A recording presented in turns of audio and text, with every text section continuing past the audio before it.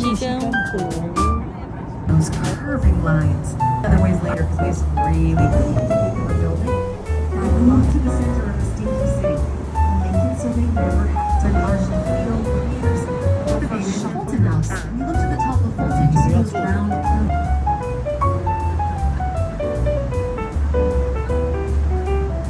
It has 160,000 gallons.